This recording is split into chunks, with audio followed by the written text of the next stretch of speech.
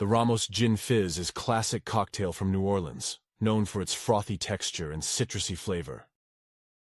You will need the following ingredients: 2 ounces gin, preferably Old Tom gin, half an ounce lemon juice, freshly squeezed half an ounce lime juice, freshly squeezed 3/4 of an ounce simple syrup, 1 ounce heavy cream, 1 egg white, optional for frothiness, 3 dashes orange flower water, 2 drops vanilla extract, top with soda water, chilled, 1 cup ice, cubes.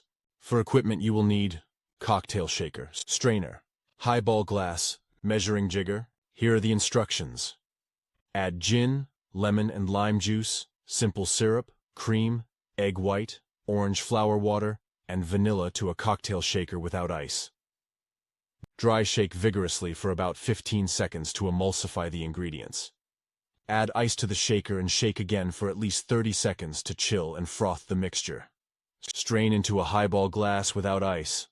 Slowly top with chilled soda water to create a creamy and frothy head on the drink.